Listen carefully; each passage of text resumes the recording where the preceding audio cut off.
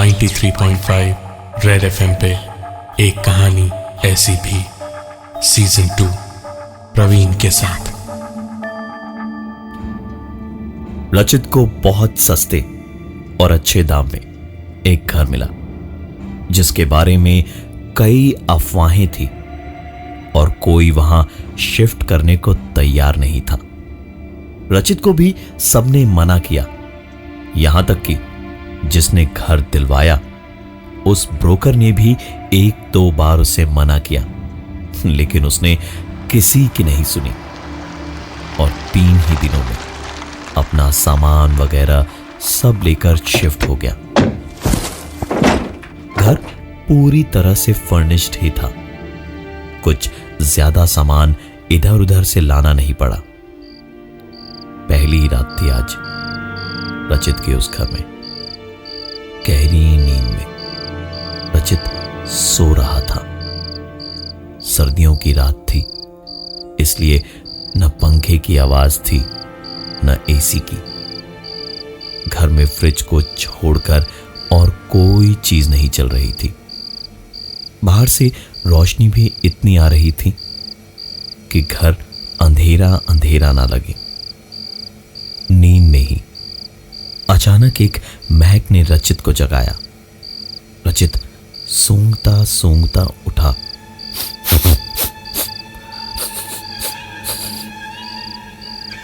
तो पाया कि गैस लीक हो रही थी।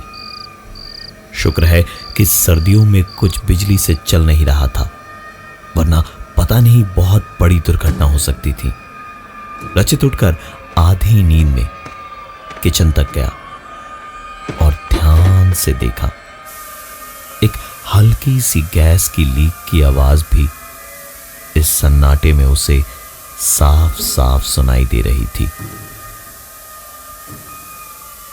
गैस के नॉब को ऑफ करके रचित ने एक राहत की सांस ली और वापस आकर लेट गया।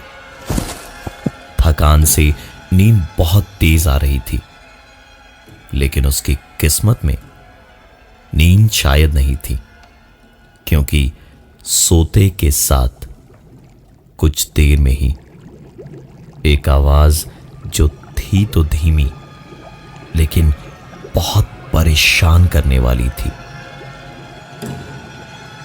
रचित उछल कर उठा और वापस किचन में भागा, लेकिन वहां पहुंच के उसने देखा न गैस पे पानी चढ़ा था और न ही वहां कोई आवाज थी। सामने रखी एक पानी की बोतल थी। उसे डरते हुए छुआ तो देखा कि बोतल बिल्कुल ठंडी थी। एक लंबी सांस छोड़कर बोतल उठाई और पानी पीने को एक घूंट लिया।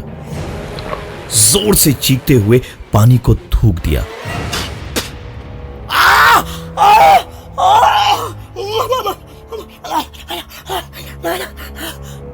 रचित का पूरा गला जल गया था, जैसे पानी इतना गर्म था मानो उबाल के अभी अभी किसी ने रखा हो।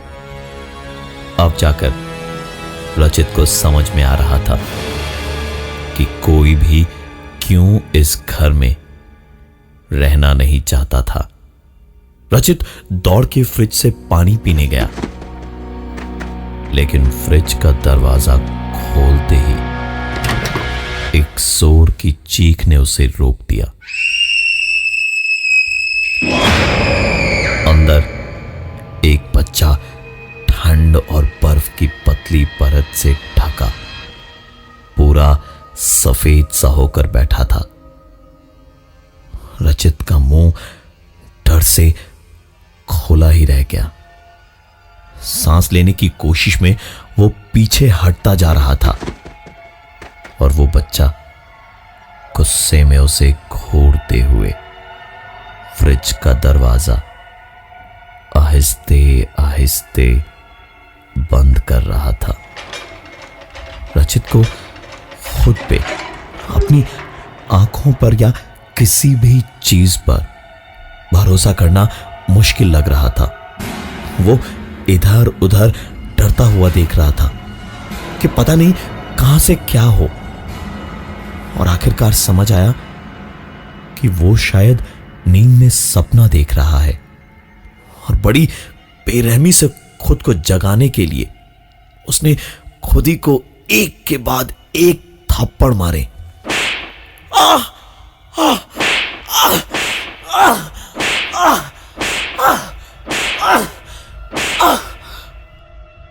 लेकिन फिर उसे समझ आया कि वो सो नहीं रहा था, यह सब कुछ हकीकत में हो रहा था। जैसे ही रचित ने खुद को थप्पड़ मारना बंद किया, किसी ने उसे 4-5 थप्पड़ मारे।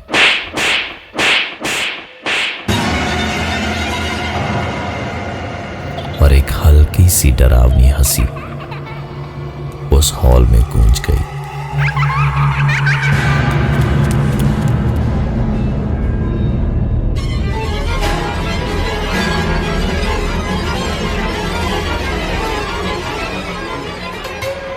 रचित एकदम से घबरा गया। रचित ने 2 कदम पीछे लिए तो उसके बालों से उसे पकड़ के किसी ने जोर से जमीन पे पटका, और फिर उसे घसीटते हुए कमरे से बाहर एक दूसरे कमरे में खींच कर ले गया। पूरा कमरा अंधेरे में डूबा हुआ था और मौत जैसा सन्नाटा, और उसी सन्नाटे को चीरती हुई एक आवाज हुई। इसी हाल में रचित कब डर से बेहोश हो गया उसे पता भी नहीं, लेकिन जब आंख खुली तो चिलचिलाती हुई धूप आंखों में पड़ रही थी और चील कौवे ऊपर मंडरा रहे थे। रचित की ये पूरी कहानी सुन के सामने बैठे रमेश जी मुस्कुराए और उन्होंने कहा, आप परेशान न होइए, अब मैं आ गया हूं रचित जी, सब ठीक हो जाएगा। जरा मेरा हाथ बढ़ा दीजिए ये कैमरा, लाइट्स और रिकॉर्डर्स लगाने में, फिर देखिए आपके घर का ये भूत कैसे भगाता हूं मैं।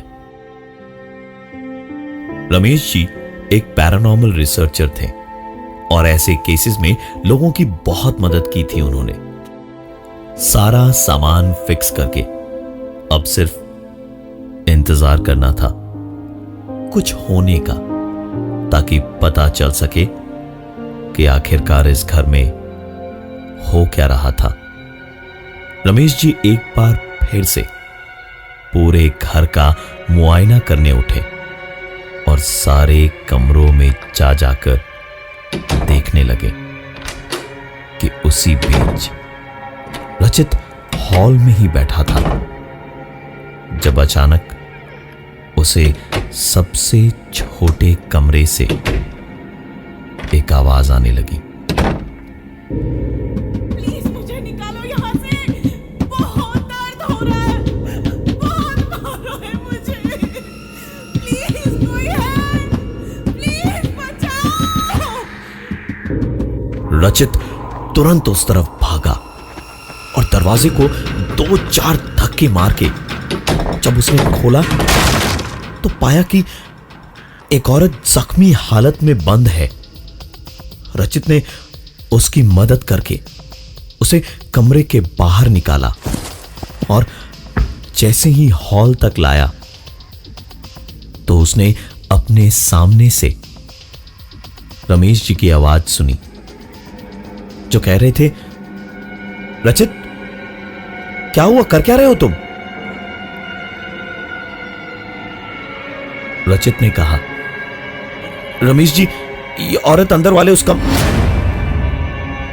लेकिन अपनी बात रचित पूरी नहीं कर पाया, क्योंकि बोलते ही बोलते जब वो पलटा तो उसने देखा कि वहां कोई नहीं था।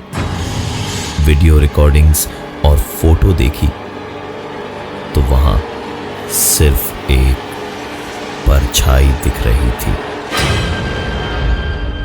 फोटोज में किसी की परछाई देखने के बाद दोनों कॉरिडोर के आखिर में खड़े बातचीत कर ही रहे थे, जब एकदम अचानक ही सारे कैमरास एक के बाद एक क्लिक पे क्लिक करते हुए फोटोज खींचते गए।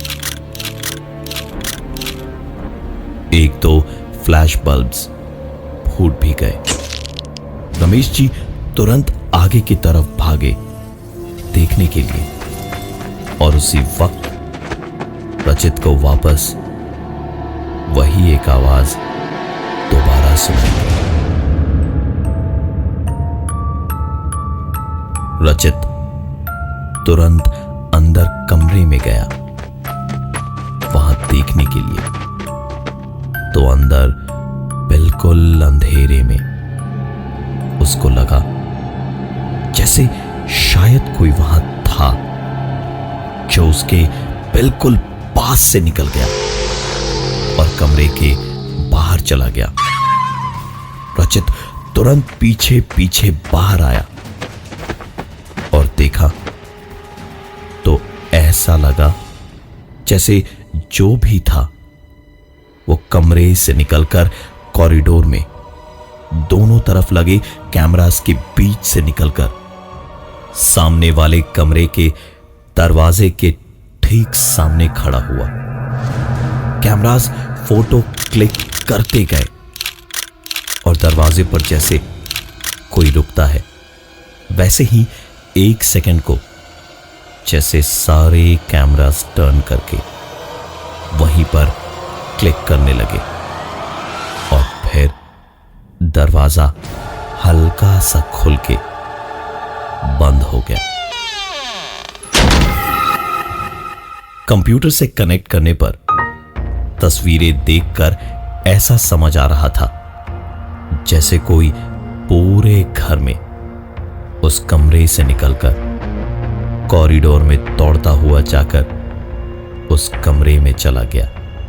सभी तस्वीरों में दिखाई कोई नहीं दिया सिवाय एक साए के। अब वीडियो निकालकर चेक करने की बारी आई। कंप्यूटर से कनेक्ट करके जब वीडियो चला तो पूरे वीडियो में साफ साफ दिखाई दिया कि वही बच्चा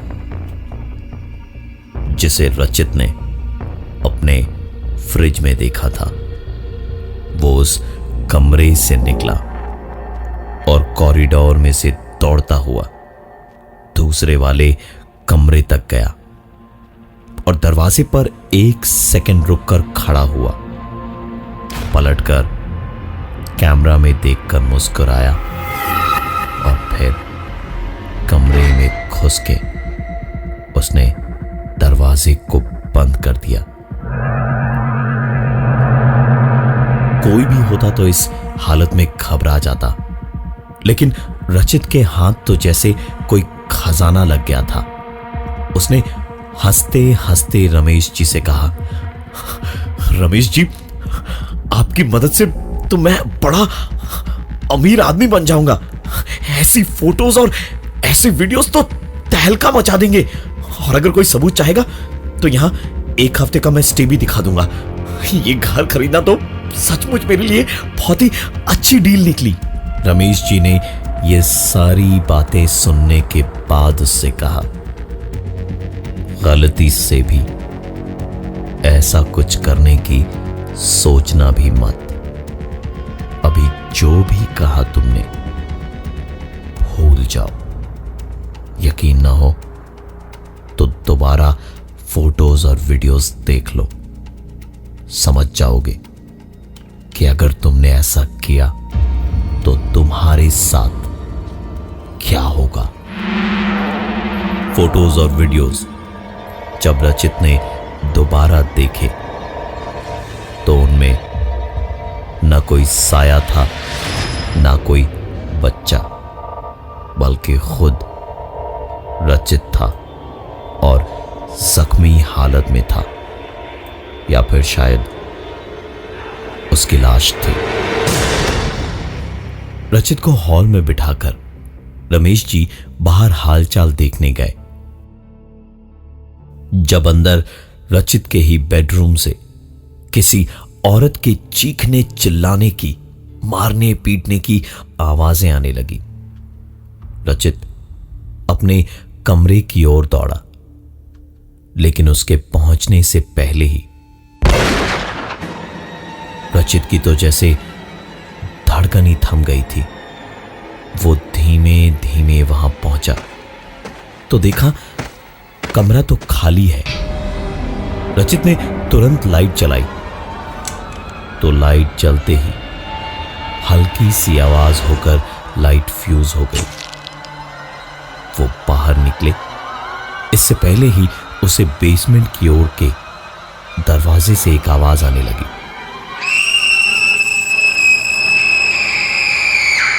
रचित ने तुरंत बेसमेंट का दरवाजा खोला और सीधा सीढ़ियों से नीचे गया और वहां पहुंचते ही वो आवाज बंद हो गई। रचित अंधेरे में इधर उधर अंदाजे से चीजें टटोलता हुआ अपने मोबाइल फोन को जेब से निकालकर मोबाइल की लाइट जलाने की कोशिश कर रहा था,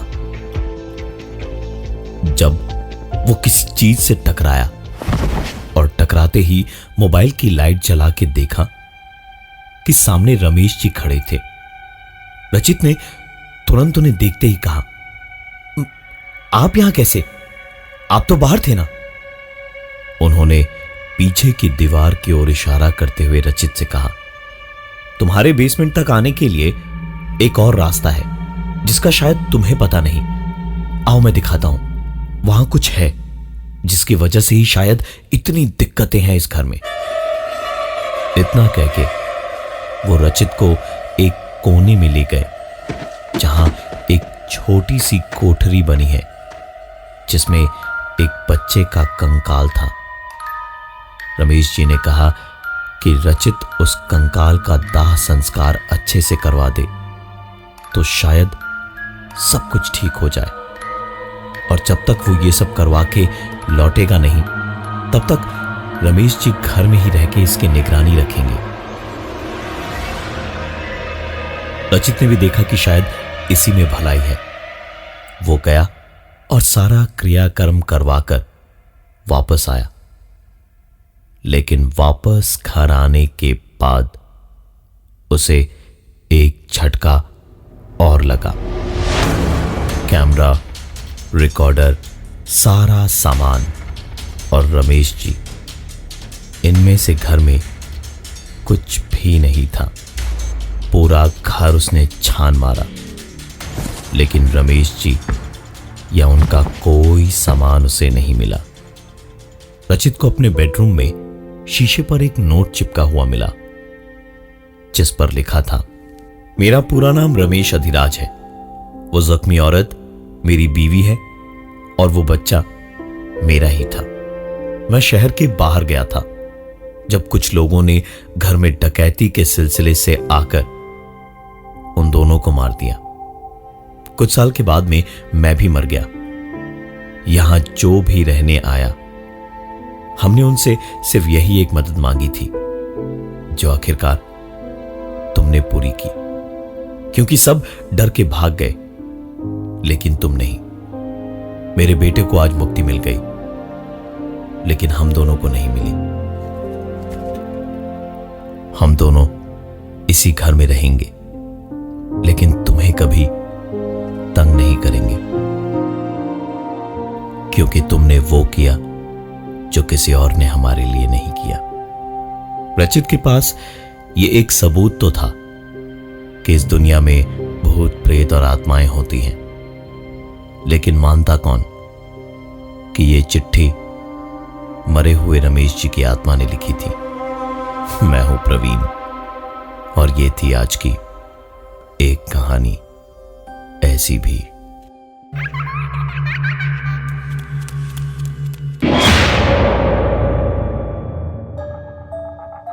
नाइन्टी 93.5 रेड FM पे एक कहानी ऐसी भी सीजन 2 प्रवीण के साथ।